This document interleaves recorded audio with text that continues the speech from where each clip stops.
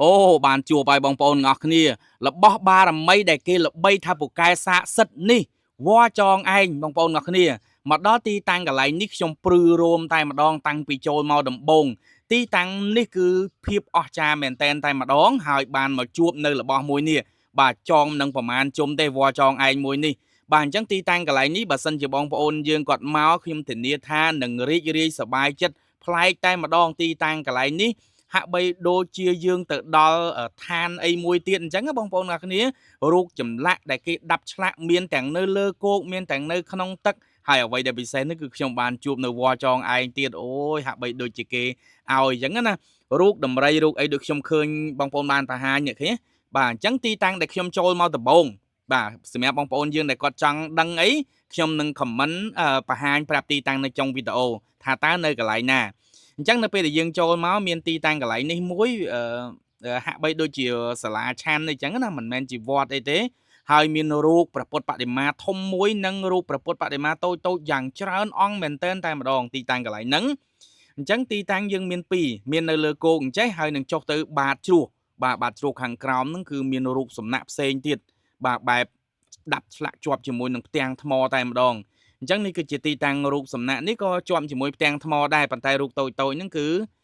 ឆ្លាក់ជាប់នឹងជញ្ជាំងទេបាទយកមកបន្ទប់ដាក់នឹងជញ្ជាំងទេប៉ុន្តែរូបពុទ្ធធំនេះគឺឆ្លាក់នឹងផ្ទាំងថ្មអញ្ចឹងខ្ញុំធ្វើដំណើរចុះពីខាងលើហ្នឹងបាទចុះដំណើរពីខាងលើហ្នឹងយើងមានចដាមានអីចឹងទៅហើយមានបងហ្នឹងគាត់វាជាអ្នកណែនាំផ្លូវខ្លះៗអញ្ចឹងណារួចរាល់យើងក៏ជូនគាត់ទៅនឹងទីតាំងកន្លែងនេះបាទទីតាំងទឹកធ្លាក់ហ្នឹងគឺមានទស្សនវិជ្ជាបែបហ្នឹងបើយើងថតពីលើទៅអញ្ចឹងក្រុមការងារយើងចាប់ផ្ដើមធ្វើដំណើរចុះពីកម្មចដាខាងលើហ្នឹងមកខាងក្រោមមិនសូវជាចោតប៉ុន្មានដែរទេកន្លែងនេះប៉ុន្តែទៅដល់ក្រោមបន្តិចគឺមានចោតប៉ុន្តែมันជាបញ្ហាដោយសារតែទីតាំងកន្លែងខាងក្រោមនោះគឺមានគេធ្វើកម្មចដាហើយនេះបងប្រុសគាត់បានជូនពួកខ្ញុំមកបាទហើយទៅវិញទៅយើងក៏ជូនគាត់ថវិកាតិចតួចចឹងទៅនៅផ្លូវចុះហ្នឹងគឺមានដាប់ឆ្លាក់ផ្ទាំងថ្មមួយជាសត្វមកបាទសត្វមកបែបនេះនៅខាងមុខណាហើយនៅនោះក៏មានរៀនហាលដែលមានរូបនាគរូបតោអញ្ចឹងទៅដែលផ្លូវហ្នឹងបងប្អូនអាចចុះទៅតាមចណ្ដើបែបនេះអញ្ចឹងនេះគឺបែបស្ពានទេនៅតាមអមសងខាងស្ពានហ្នឹងមានទឹកធ្លាក់ទឹកហូរអីអញ្ចឹងបាទបែបធម្មតាប៉ុន្តែយើងមិនតន់ទៅដល់កន្លែងទឹកធ្លាក់ដែលស្អាតទេ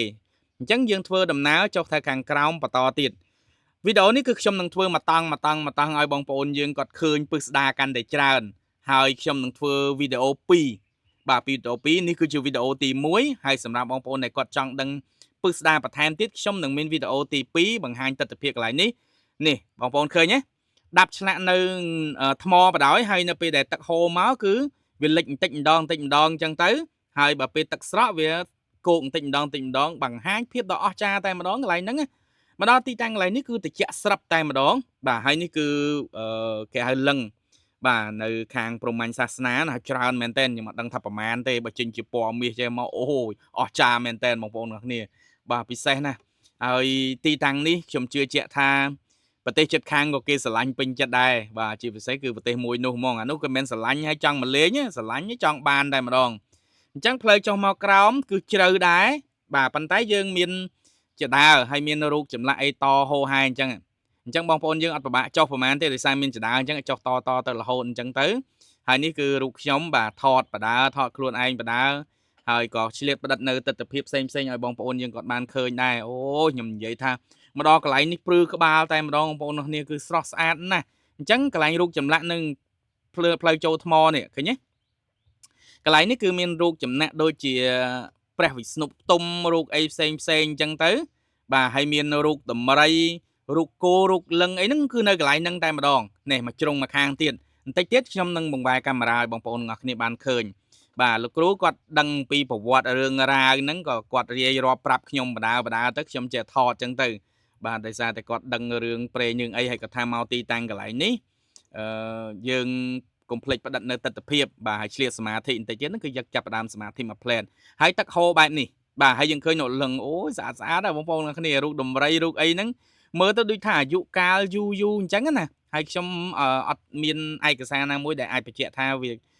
ទីតាំងនេះកសាងនៅពេលណាទេប៉ុន្តែគាត់ថាខ្ញុំចង់បង្ហាញឲ្យបងប្អូនទាំងអស់គ្នាចាប់អារម្មណ៍ចង់ទៅលេងអីបាទអាចទៅលេងបាននេះស្រស់ស្អាតមែនតើបងប្អូនឃើញទេ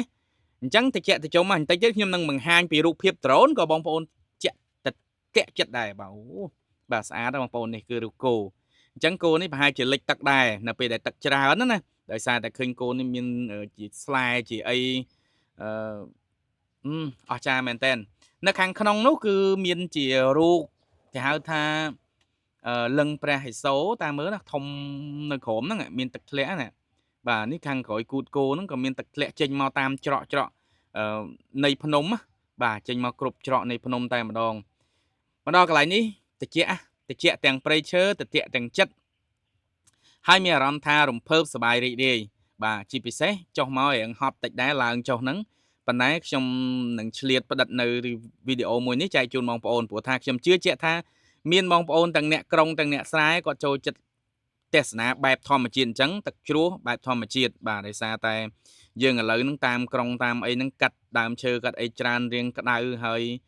សម្រាប់អ្នកចង់ relax ចង់រំសាយទុកអារម្មណ៍អីហ្នឹងក៏ចង់មកបែបព្រៃភ្នំអញ្ចឹងឥឡូវចេញពីកន្លែងនេះទៅខ្ញុំនឹងបង្ហាញពីទស្សនវិជ្ជាដ្រូនបន្តិចបាទព្រោះថាពេលនេះគឺទឹករាំងតិចដែរទេនេះគឺដ្រូននៅខាងលើដែលខ្ញុំបង្ហាញទឹកធ្លាក់ហូរមកគឺបែបនេះឯងបាទបែបនេះហើយលោកគ្រូគាត់ប្រាប់ថាយើងឆ្លៀតសមាធិបន្តិចទៅដើម្បីធ្វើឲ្យចិត្តស្ងប់បាទចិត្តស្ងប់បង្កើនធម៌ពលរាងកាយបាទដោយសារទីតាំងកន្លែងនេះគឺជាទីតាំងល្អមួយហើយនៅពេលទឹកហូរមកអញ្ចឹងហ្នឹងក៏មាននេះអាហ្នឹងគេហៅថាលឹងព្រះឥសូរអញ្ចឹងបងប្អូនអ្នកនេះបាទខ្ញុំមិនសូវច្បាស់ដែរទេអញ្ចឹងរូបកន្លែងនេះក៏ដាប់ឆ្លាក់នៅក្នុងទឹកដែរខ្ញុំមិនដឹងថាជាងគាត់ពេលដាប់ឆ្លាក់នឹងមានទឹកក៏អត់ទេប៉ុន្តែរូបដែលគាត់ធ្វើមកមួយហ្នឹងគឺពិសេសមែនតើណាឃើញនេះខ្ញុំថតពីលើមកអូសោះស្អាតណាបងប្អូនខ្ញុំជឿជាក់ថាបងប្អូនមកតិចចិត្តតែម្ដងហើយទីតាំងកន្លែងនេះបើបងប្អូនចូលមកញ៉ាំអាហារអីផ្សេងសុំកុំបោះសម្រាមបោះអីសម្រាប់កន្លែងនេះបច្ចុប្បន្នពេលដែលខ្ញុំទៅហ្នឹងគឺអត់មានអ្នកលក់អីទេអញ្ចឹងសម្រាប់បងប្អូនដែលទៅទីតាំងកន្លែងហ្នឹងអាចយកម្ហូបអាហារអីទៅខ្លួនឯងទៅបាទយកទៅខ្លួនឯងទៅកុំពឹងទីតាំងនោះគឺអត់កើតទេនេះរូបនៅក្នុងទឹកបងប្អូនស្អាតទេអូយអស្ចារ្យមែនតើបាទអញ្ចឹងលោកគ្រូគាត់ឆ្លៀតសមាធិអញ្ចឹងសម្រាប់ទីតាំងនេះដែរគឺឈ្មោះថាទឹកធ្លាក់អូតាប៉ាងឬក៏ទឹកធ្លាក់បន្ទាយតបទីតាំងនោះគឺស្ថិតនៅក្នុងភូមិអូតាប៉ាងឃុំអូអុកញ៉ាហេងស្រុកព្រៃនប់ខេត្តព្រះសីហនុបាទនេះគឺទីតាំងហើយបងប្អូនអាចអញ្ជើញទៅលេងទៅសម្រាប់បងប្អូនយើងដែលគាត់អានស្ដាប់ខ្ញុំអានអត់តាន់ចាំខ្ញុំខមមិនទីតាំងនៅខ្ទង់ខមមិនខាងក្រោមក៏បានដែរបាទដើម្បីបញ្ជាក់បន្ថែមទៀតព្រោះខ្ញុំជឿជាក់ថាវីដេអូនេះចេញទៅប្រកាសជាមានអ្នកចាប់អារម្មណ៍ច្រើនណាស់ព្រោះថាខ្ញុំផុសនៅក្នុង page បាទ 4-5M អ្នកដែលទស្សនាណានេះគឺជាទស្សនវិជ្ជានៅខាងលើពេលវិលត្រឡប់មកវិញខ្ញុំឆ្លៀតប្រហោះដ្រូនតិចឲ្យឃើញព្រៃឈើទីតាំងកន្លែងហ្នឹងថាស្អាតយ៉ាងម៉េចបាទតិចទៅជុំមកបងប្អូនគឺនៅបាតជ្រោះតែម្ដងហើយយើងធ្វើ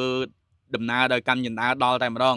អញ្ចឹងបងប្អូនកុំភ្លេចជួយ share ម្នាក់មួយអរគុណច្រើនសម្រាប់ការតាមដានទស្សនាវីដេអូនេះពីដើមដល់ចប់ជួយ subscribe ម្នាក់មួយ